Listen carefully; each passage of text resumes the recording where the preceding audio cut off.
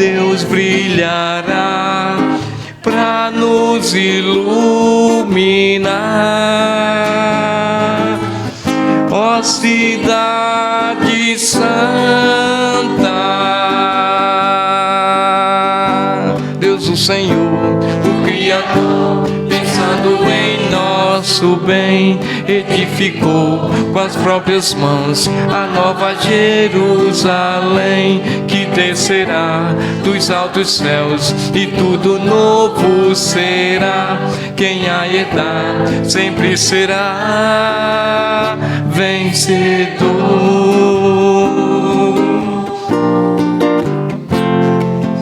Deus prometeu e há de cumprir, por seu amor em breve há de vir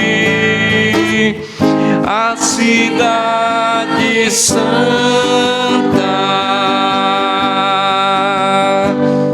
A paz chegará, vinda de Deus, e enxugará nossas lágrimas. Não haverá nem lua nem sol, Deus brilhará para nos iluminar, ó cidade santa.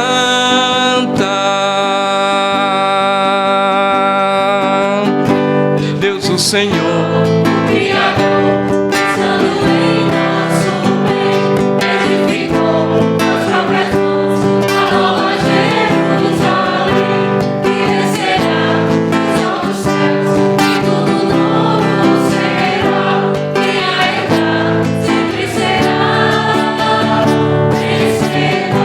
Deus o Senhor, o Criador, pensando em nosso bem, edificou com as próprias mãos a nova Jerusalém, que descerá dos altos céus e tudo novo será. Quem a herdar sempre será vencedor. Vencedor.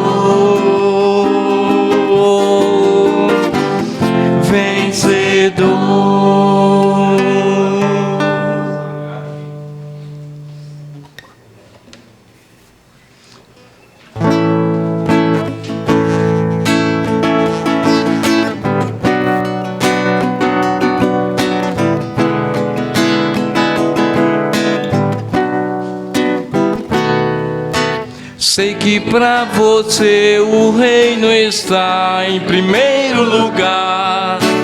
Praticando cada coisa que Deus quer, porque a vida em seus olhos, fé no coração.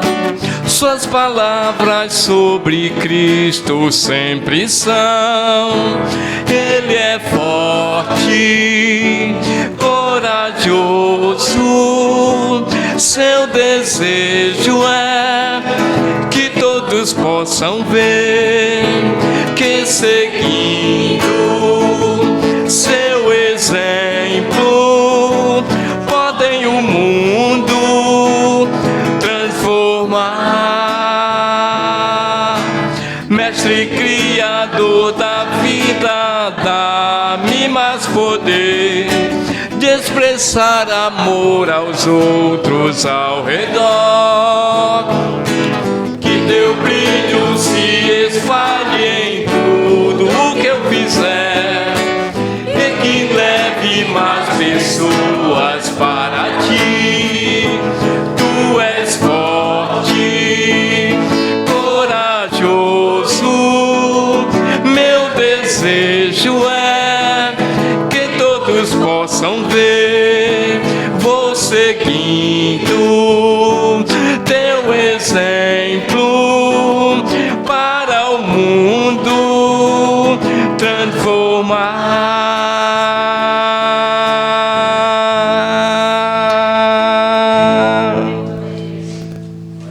Podemos sentar?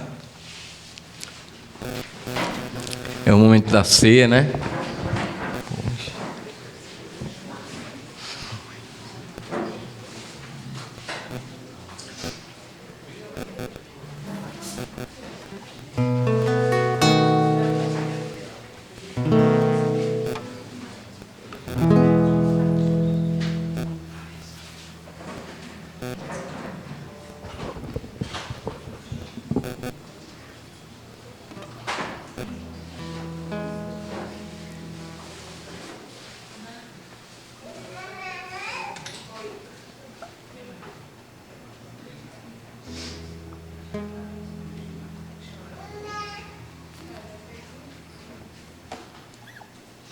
Vamos continuar?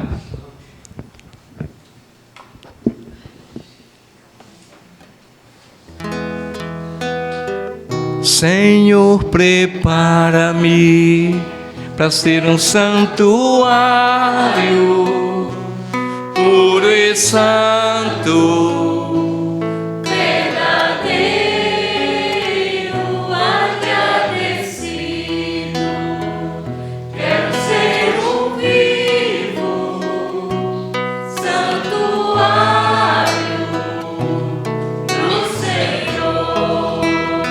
Senhor, prepara-me para ser um santuário puro e santo, verdadeiro, agradecido. Quero ser um vivo santuário pro Senhor.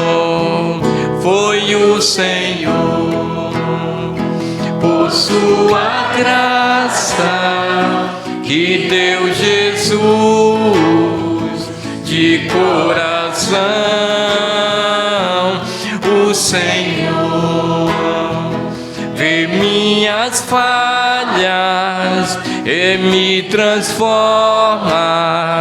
com sua mão. Senhor, prepara-me para ser um santuário puro e santo, verdadeiro, agradecido. Quero ser um vivo santuário pro Senhor. Deus me guie pelas provas e renove o meu ser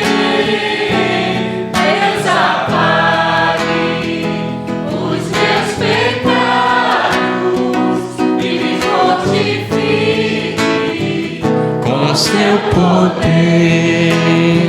Senhor, prepara-me para ser um santuário, puro e santo, verdadeiro, agradecido. Quero ser um vivo santuário pro Senhor. Senhor, prepara-me. Senhor, prepara-me para ser um santuário, puro e santo, verdadeiro, agradecido. Quero ser um vivo santuário pro Senhor.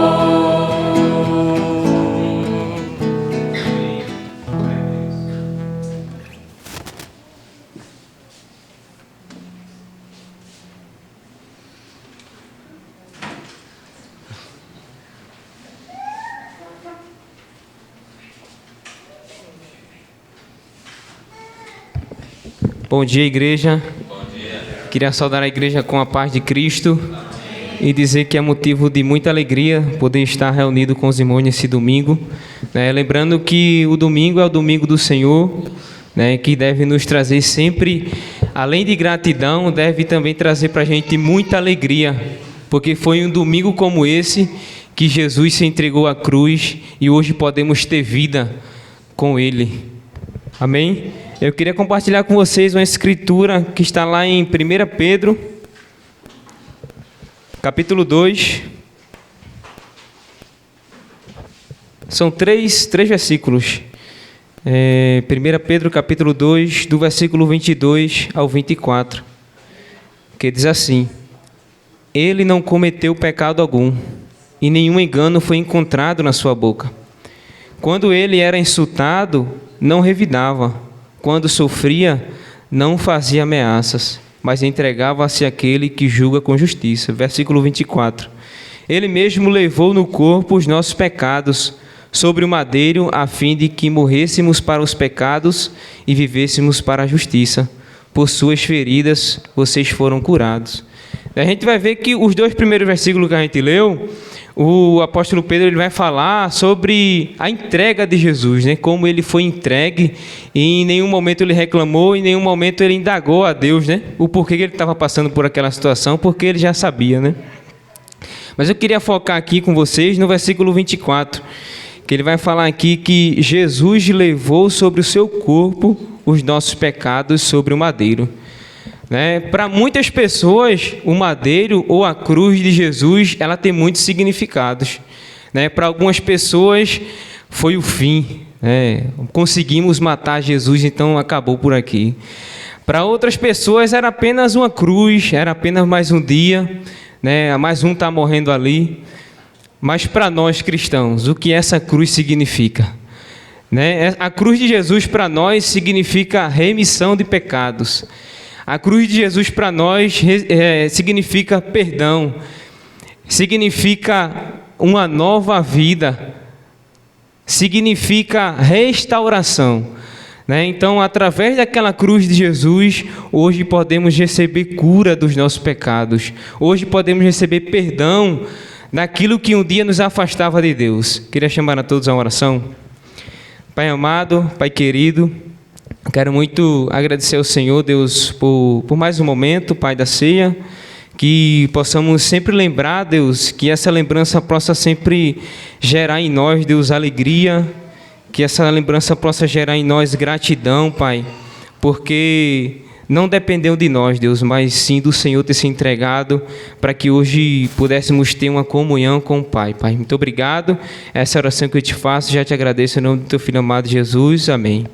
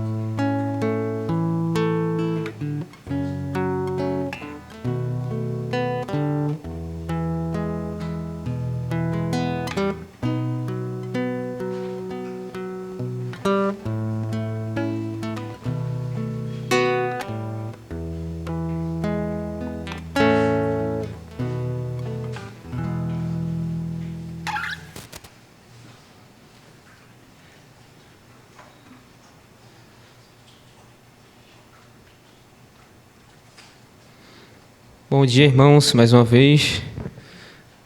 Esse é o momento das ofertas, que não é muito diferente da ceia, porque a ceia é um momento em que lembramos do sacrifício que Jesus fez por nós, né? Na oferta é mais ou menos um sacrifício que a gente faz para Deus, demonstrando gratidão e também muita alegria, que envolve também muita generosidade. Eu queria compartilhar com vocês algumas escrituras, lá em 2 Coríntios, capítulo 8, do versículo 1 ao 5. Né? É uma passagem muito conhecida já da igreja, mas eu queria compartilhar com vocês. Versículo 1. Agora, irmãos, queremos que vocês tomem conhecimento da graça que Deus concedeu às igrejas da Macedônia. No meio das mais severa tribulação, a grande alegria e extrema pobreza deles transbordaram em rica generosidade, pois dou testemunho de que eles deram tudo quanto podiam e até além do que podiam, por iniciativa própria. Eles nos suplicaram insistentemente o privilégio de participar da assistência aos santos. Não somente fizeram o que esperávamos, mas entregaram-se primeiramente ao Senhor e depois a nós, pela vontade de Deus. A gente vê que é uma escritura que a igreja conhece bastante, né? Mas 2 pontos chamaram a minha atenção, né? Que o primeiro é que aquela igreja, ela sofria uma severa tribulação, né? Ela estava passando por muitos momentos de adversidade naquele momento, né? E isso fazia com que ela fosse muito afligida, né? Emocionalmente, financeiramente, né? E o outro ponto, era uma igreja que passava por extrema pobreza. Rapidamente eu dei uma pesquisada no Google e coloquei assim, extrema pobreza. Aí mostrou as imagens das palafitas, né? De pessoas que não têm o que comer, não tem nada, né? Não tem nenhuma perspectiva de vida. Né? E o que chama muito a minha atenção é de que pessoas passando por essas situações viessem a não só ofertar a Deus, mas insistir. A Escritura vai dizer que eles insistiram com o apóstolo, né? Eu acho que o apóstolo, vendo a situação dele, disse: não precisa não, compre o que você estiver precisando aí, né? Porque a gente está vendo a sua situação, a gente entende que você quer ofertar, mas a situação que você está vivendo é precária, né? mas eles insistiram, né? Suplicaram aos apóstolos para fazer essa oferta, né? E eu fiquei pensando, né? O que move o coração de uma pessoa a fazer algo desse tipo? É você não ter nada, é você olhar para a sua geladeira, para o seu armário e não tem nada. E você tirar disso e ofertar a Deus. O que é que leva uma pessoa a fazer isso? E eu entendi que no versículo 5, ele vai dizer assim: não somente fizeram o que esperávamos, mas entregaram-se primeiramente ao Senhor, né? Então, a pessoa chega a um ponto de ofertar a Deus, sacrificando dessa forma, é uma pessoa que realmente está totalmente entregue ao Senhor, né? É uma pessoa que confia profundamente e entende que, independente da situação que ele esteja passando no momento, Deus irá cuidar, né? Deus irá suprir, né? E isso alegra muito o meu coração poder refletir e me anima, né? E me alegra também a ser generoso com Cristo. Queria chamar todos a oração. Pai amado, Pai querido, quero muito agradecer, Deus, mais uma vez ao Senhor, Deus, por esse momento.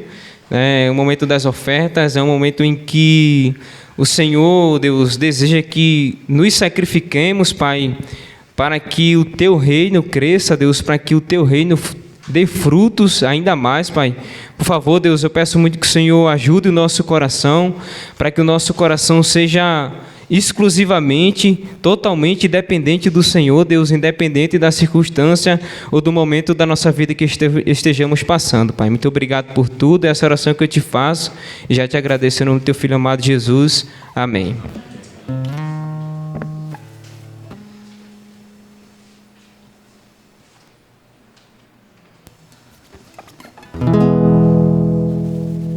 Vamos de pé.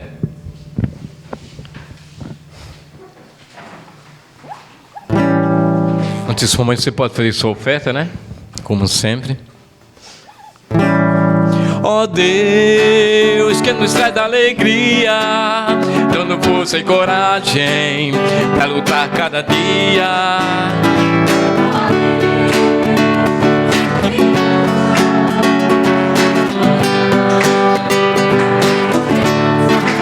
Refrigera a alma, faz bem ao coração, trazendo sentido no mundo de ilusão. Refrigera a alma, faz bem ao coração, trazendo sentido no mundo de ilusão. Ó Deus, tu que haste a terra, a grandeza do sol, toda a atmosfera. Ó Deus, que limita os mares, que nos acompanha por todos os lugares.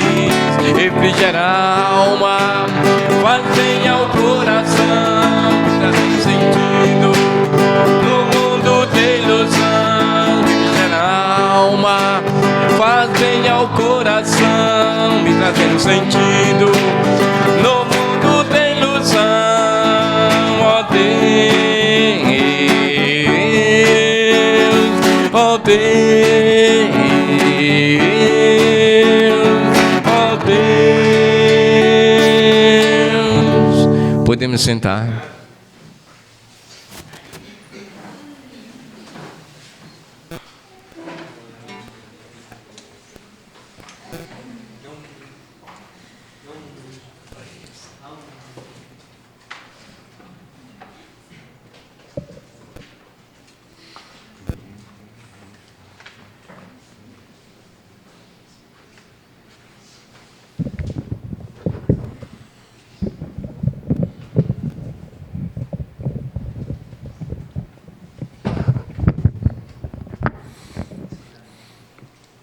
Bom dia, gente. Bom dia, irmãos amigos. A gente está concluindo essa série de aulas sobre esperança. Então, a gente falou sobre alguns aspectos desse termo esperança, agora principalmente para a perspectiva da Bíblia, né? De Jesus Cristo, né? Do cristianismo. Parece ser uma questão muito abstrata, muitas vezes, mas, ao mesmo tempo, é uma coisa muito material, muito prática, muito ligada ao que a gente vive, a como a gente respira, anda, né? Então, a Bíblia ela aponta um caminho ligado à nossa maneira de viver, né? Quando ela vai tratar desses termos aqui. Não é só uma questão de consciência, né? Mas de vida. Não sei se vocês lembram ainda, né? Acho que alguns aqui, eu também. Eu lembro que eu pegava um ônibus ali na Avenida Guararapes, voltando da escola, que eu estava lá no centro.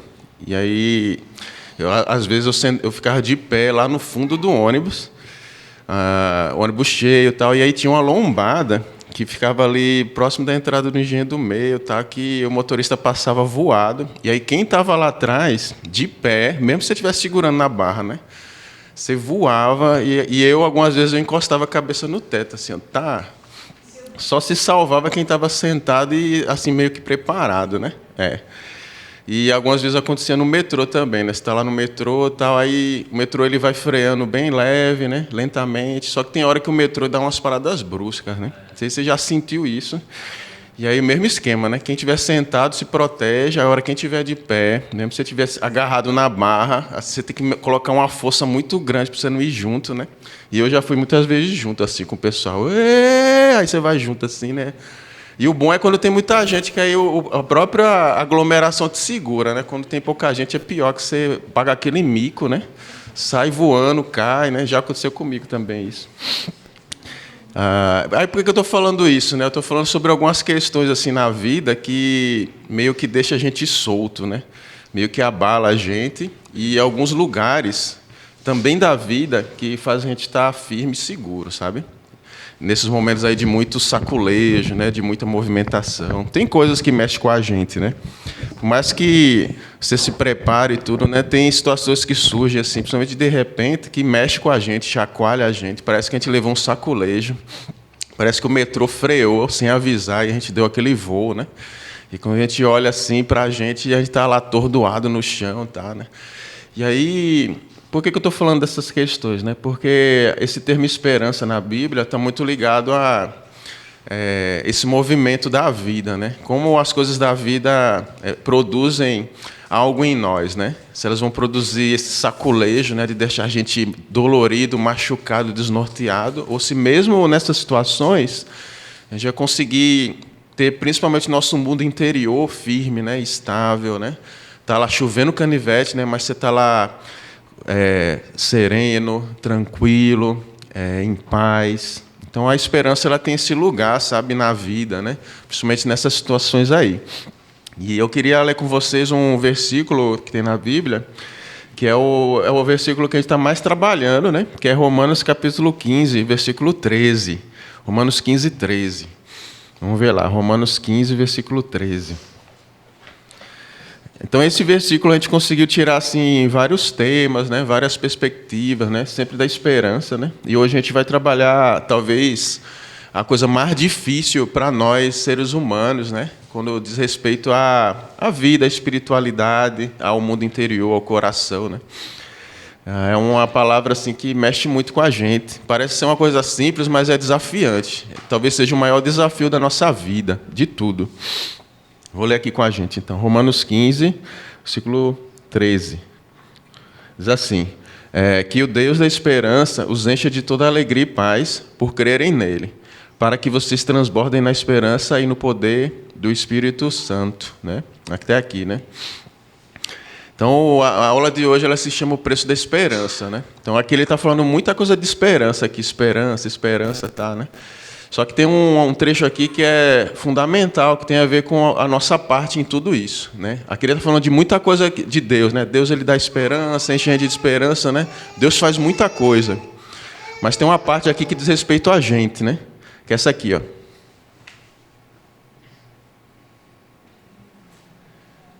Por crerem nele, né?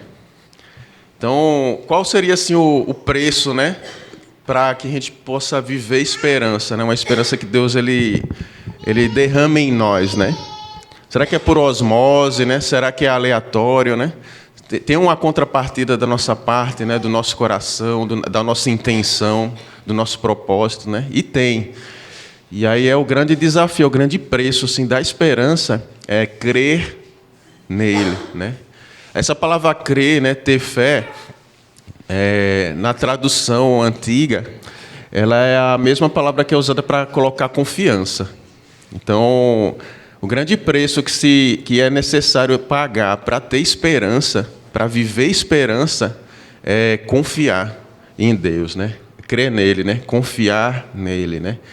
E quando você fala assim, confiar em algo, é um movimento que ele demonstra muita vulnerabilidade da nossa parte, sabe? Quando você confia em alguém, você está se tornando vulnerável àquela pessoa, né? Quando você confia num grupo de pessoas, quando você confia no próprio Deus, é você se tornar vulnerável a Ele, né? E por isso que é um movimento difícil. Às vezes a gente acha que confiar é simplesmente saber que Deus é de um jeito, Ele é bom e Ele é amável, que Deus fez tal coisa, e a gente acha que isso é confiar, né? Só que a palavra confiar é muito profunda e complexa. A palavra confiar aqui significa você confiar a sua vida plenamente a Ele, né? Todo o seu ser, né? Não é confiar um pouquinho, não é confiar uma parte, né? Não, essa parte aqui que diz respeito a meus hábitos religiosos, eu confio a Deus, né?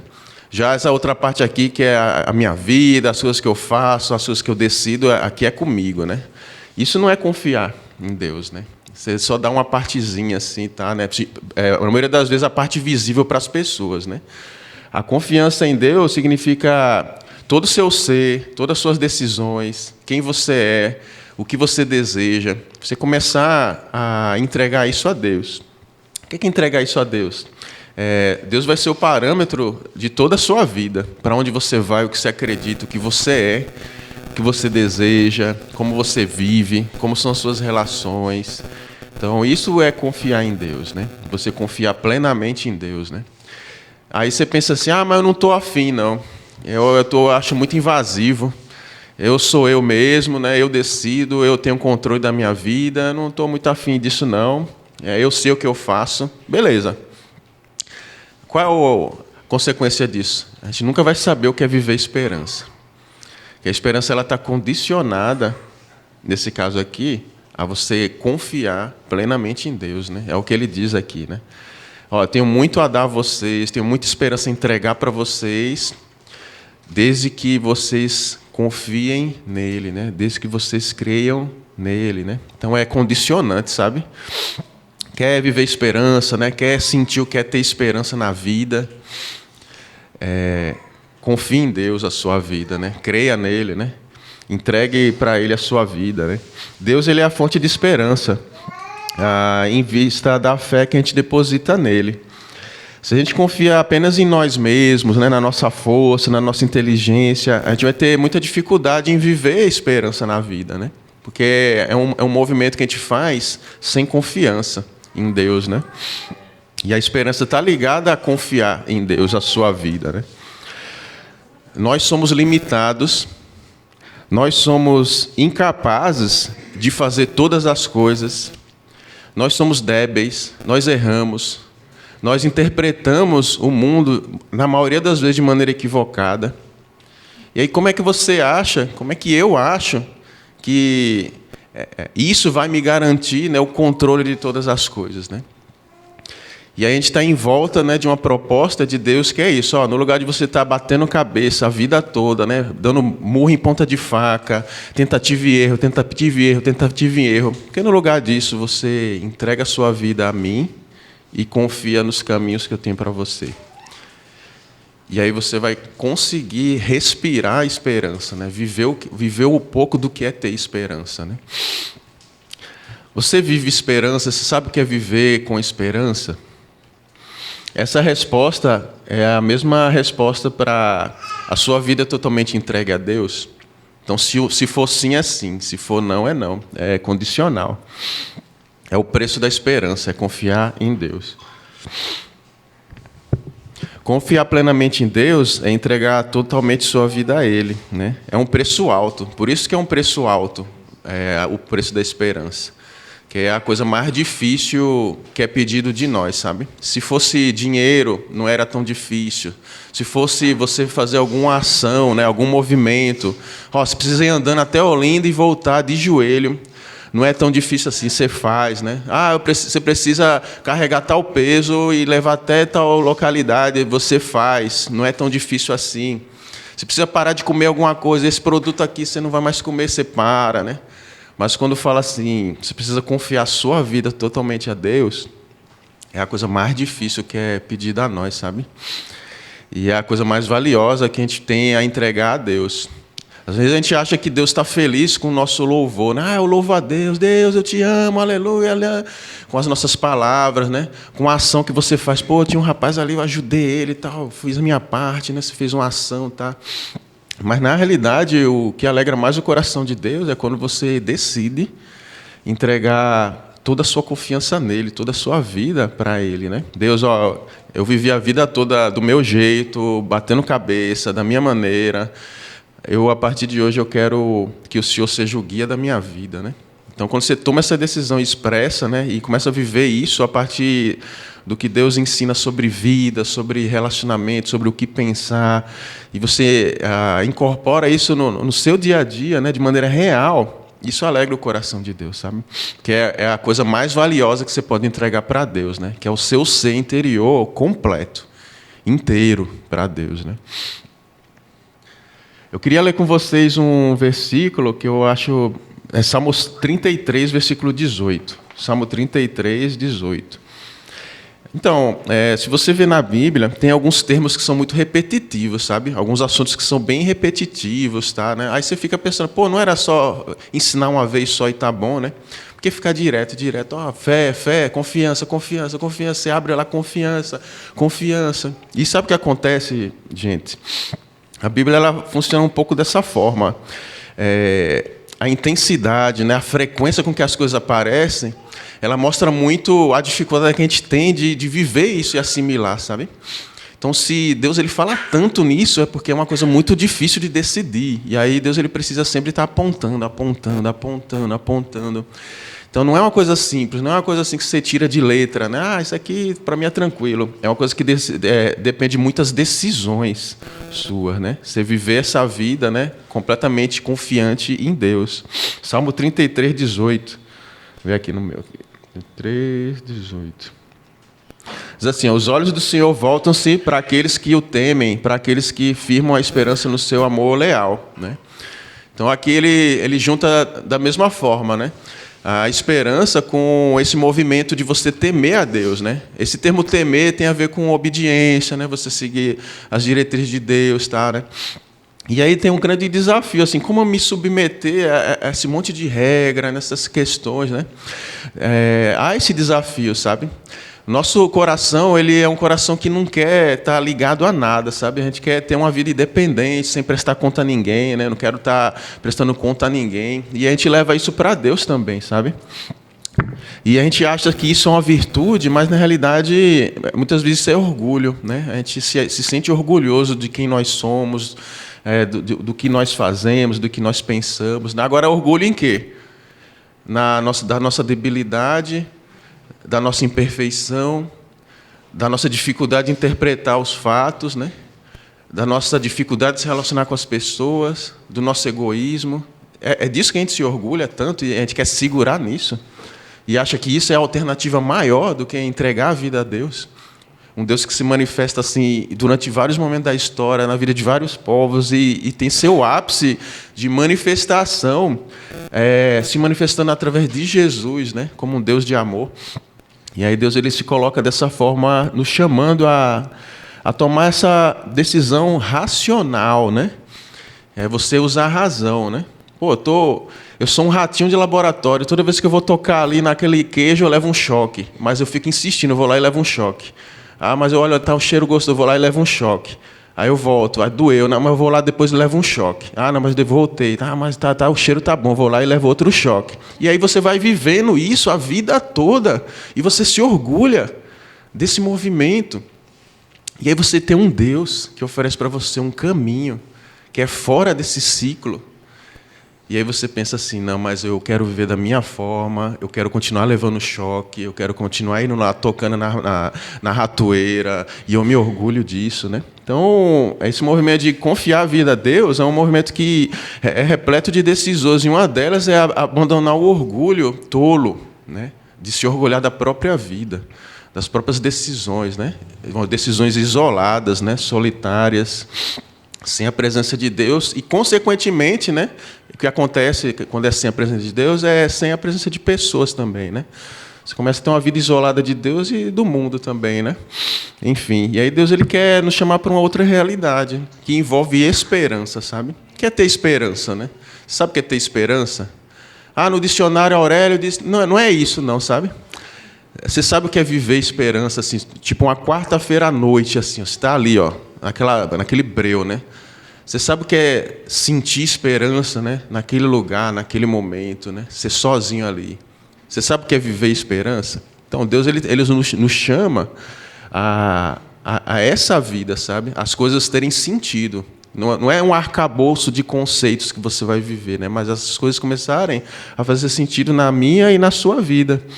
E tudo isso está muito ligado à entrega que você faz da sua vida ao próprio Deus, para que essas coisas funcionem na nossa vida, né? Então, temer a Deus, que é obedecer a Deus, né? Seguir a Deus, entregar a vida a Deus, tem a ver com você acessar essa vida de esperança que Ele oferece para nós. Confiar é o desafio, sabe, amigos e irmãos? Confiar em Deus. Eu achava que eu confiava em Deus, sabe? Até eu estudar a Bíblia. Eu achava que eu era uma pessoa boa até eu estudar a Bíblia. Eu achava que eu seguia Jesus até eu estudar a Bíblia e a própria vida de Jesus. Eu achava que eu era a última Coca-Cola do deserto até eu estudar a Bíblia. Então, quando você acessa as Escrituras, né, você começa a acessar a vida de Jesus, a sua vida é colocada à prova, sabe? É uma prova dos 9, né? Se o que você vive é uma vida que está na direção de Deus ou não. E 100% dos casos, a gente chega à conclusão que a gente está vivendo um engano. E a Bíblia revela isso para nós. Agora, mais do que apontar erros, a Bíblia, mais do que isso, ela oferece para nós um caminho, né? que é uma salvação dessa vida tola, que está em Jesus, está no próprio Jesus, né? Mais do que apontar o caminho errado, Jesus ele se coloca como esse caminho alternativo e real para nós, né? Um caminho que nos leva a Deus. O próprio Jesus. E Ele é a nossa esperança. Então, Ele se coloca como essa esperança para nós, né? Enfim. Salmo 125, versículo 1.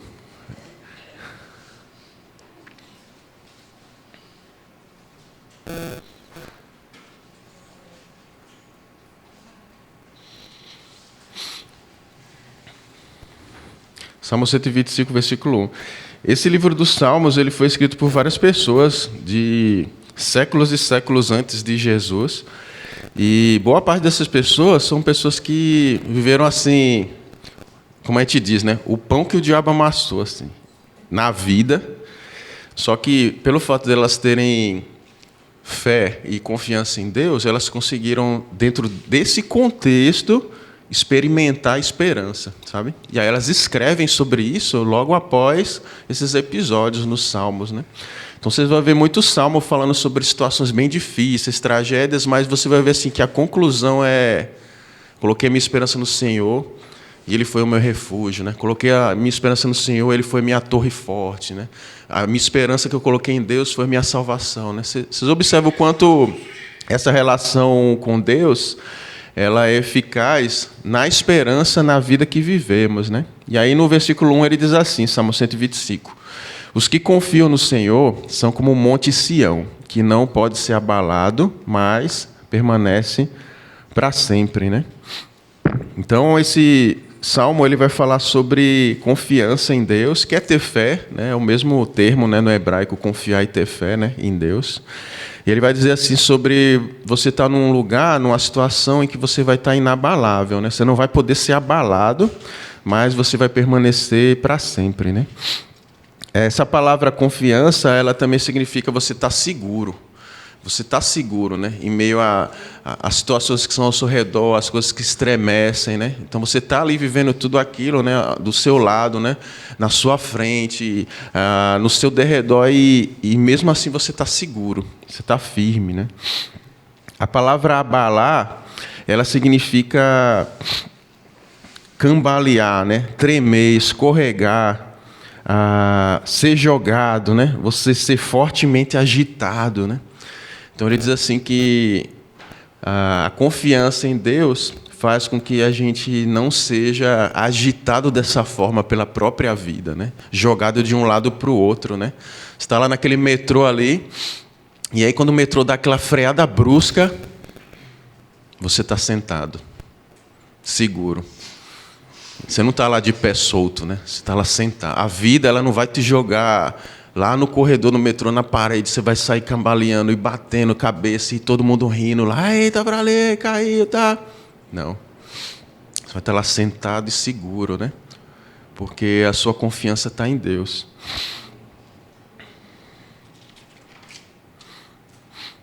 Inclusive, a palavra firme, que o termo hebraico usa aqui no Salmo 121, significa estar sentado.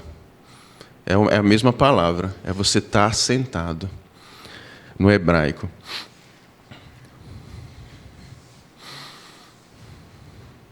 Notícias, diagnósticos, circunstâncias, crises, o pessimismo das pessoas que convivem com você, maledicências. Todas essas coisas, elas concorrem com a confiança em Deus, sabe? Todas essas coisas, elas fazem a gente ser jogado de um lado para o outro e ser abalado, né? E estar estremecido, e ser jogado fortemente de cima para baixo, né?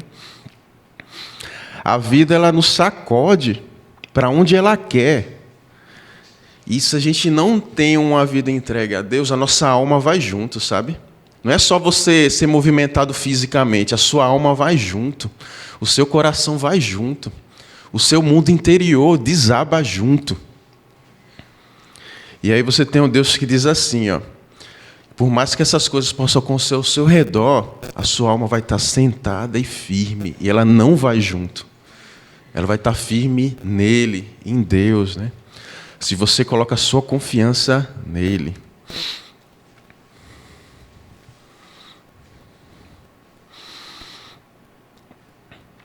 Efésios 2, versículo 6 é o último versículo que eu queria mostrar para vocês. Efésios 2, 6, vamos ver lá. Já é um trecho do Novo Testamento, é um período de Jesus aqui já. Jesus já tinha ressuscitado, a igreja estava começando a caminhar após algumas décadas e já estavam formando em localidades assim ali no Império Romano, região da Palestina. E aí os apóstolos, eles meio que visitavam, escreviam cartas pastorais, aí ensinavam, repassavam alguns princípios de Jesus para as igrejas, né? E quando eles iam ensinar algumas coisas, é interessante porque eles falavam de episódios que eles viveram com Jesus, né? De palavras que eles escutaram de Jesus, e aí eles meio que reproduziam nessas cartas para esses irmãos. E aí quando você vai ler nessas cartas dos apóstolos, tem muito de Jesus aqui, sabe? Muito de vivência de Jesus, muito de escuta de Jesus, muito de problemáticas que eles viveram com Jesus, situações complexas, né? E muito de fé que eles viveram junto e construíram com Jesus. Então essas cartas são muito importantes para nós, né? Tem uma vivência aqui legítima com Jesus, né? E aí eles repassam isso para a igreja. E aí nesse versículo ele diz assim, ó, eu vou falar que da condição que Deus dá para aqueles que decidem entregar a vida a Ele, né? Ele fala assim, ó, Deus nos ressuscitou com Cristo e com Ele nos assentou nas regiões celestiais em Cristo Jesus. Sentados, né?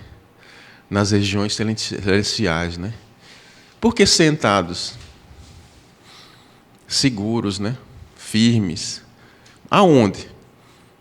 É nessa vida aqui. Ele fala assim sobre regiões celestiais em Cristo Jesus. Que lugar é esse? Regiões celestiais em Cristo Jesus. Ele está falando sobre um ato que ele vai fazer no futuro. Ah, não, isso aqui é no futuro, né? Deus promete que vai levar os tementes e os fiéis, né, para o céu. É isso que ele está dizendo aqui? Não, ele está falando sobre uma situação atual, né? Ele já fez, né? Ele nos assentou nas regiões celestiais em Cristo Jesus, né? Então ele diz assim que em Jesus, né, quando essa entrega de vida, nessa confiança, ela é apontada para Jesus, nós estamos assentados nas regiões celestiais junto com Ele, né, com Deus, né? Nossa alma está ali, sabe? No lugar mais seguro que existe. Não é aqui, ó, nessa cadeira. Não é no ônibus, não é no carro blindado, não é dentro de uma mansão cheia de seguranças, não é dentro de um jatinho. O lugar mais seguro que Deus pode oferecer para a nossa alma é aqui, ó. É o lugar que está acima de toda a criação, no céu e na terra, né? É o lugar que tem Deus e Jesus à sua direita, né? E fala que a nossa alma está sentada ali, ó, junto com Ele, né? É o lugar mais seguro que existe para o nosso coração, para o nosso ser. E Jesus, ele promete esse lugar para nós, né? Quando a gente coloca a nossa confiança nele, né? Então, da mesma forma como o salmista, né, do Salmo 125, né, que a nossa alma ia estar sentada e segura, né, como uma montanha, em Jesus, a nossa alma ela está sentada, né, nesse lugar seguro, né, que é a presença de Deus. E aí o mundo pode desabar, podem te empurrar, o metrô pode frear, o ônibus pode passar na lombada e você voar, mas a sua alma vai estar segura, né, vai estar inabalável, vai estar firme. E aí você vai sentir e saber o que é viver esperança, né? A sua alma ela vai saber para onde olhar, sabe? Para um lugar de esperança, né? Uma esperança que vem de uma confiança e entrega a Deus. Uma esperança condicionada a isso, né? E que Jesus quer oferecer para toda a humanidade, né?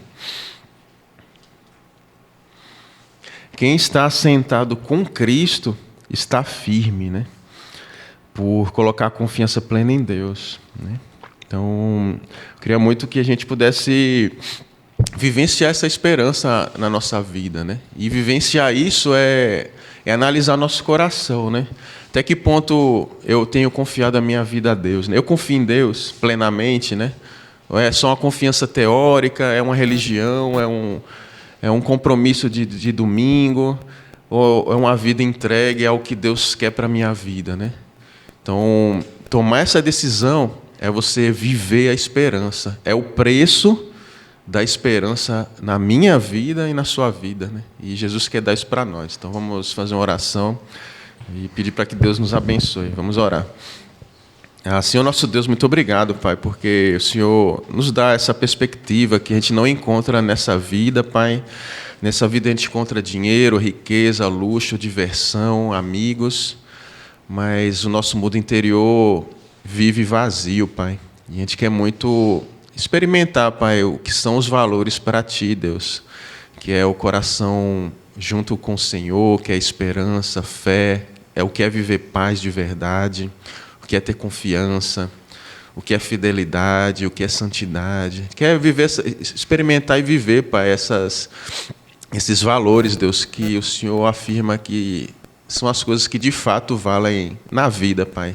Por favor, nos ajuda a entregar a nossa vida ao Senhor, Pai, de fato, de verdade, Deus, que a gente consiga vencer o nosso orgulho, Pai, que muitas vezes é a barreira que nos impede de dar esse passo na direção do Senhor, Pai. Obrigado por tudo, obrigado por seu Filho, que torna isso tudo possível para nós hoje. Oramos gratos em nome de Jesus, amém.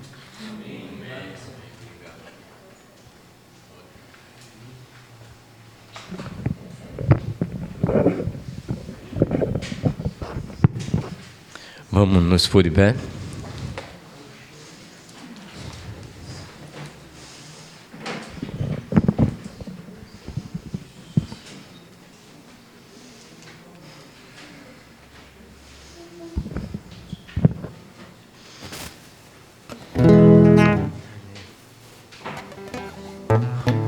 Ó bom Deus que olha por nós e conhece o meu viver e meus erros vem perdoar.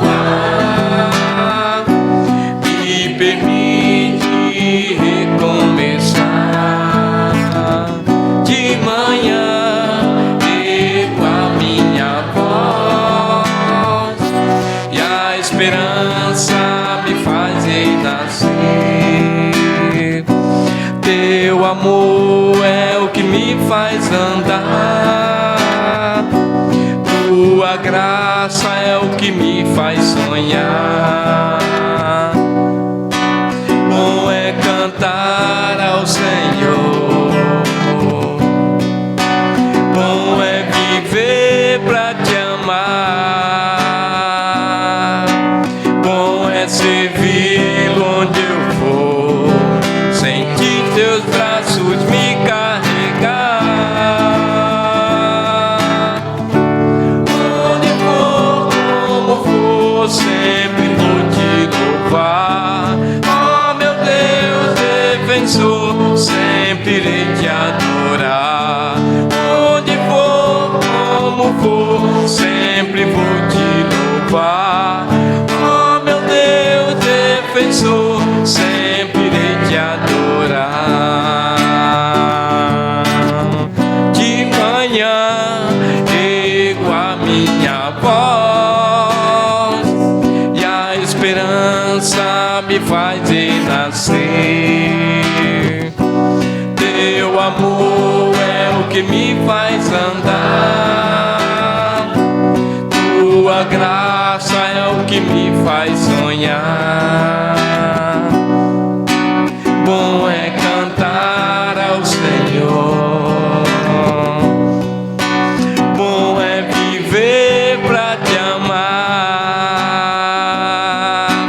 Bom é servi-lo onde eu for, sentir teus braços me carregar.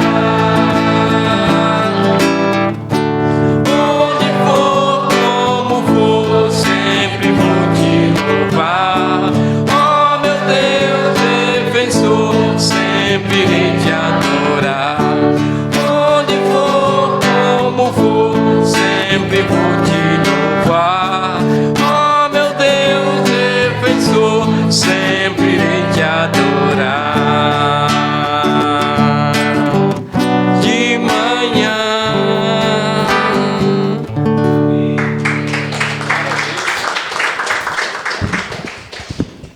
Nosso culto está encerrado, temos um ótimo convívio, né?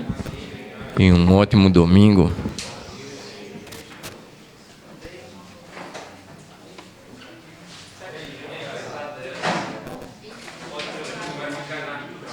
Já vai? Não.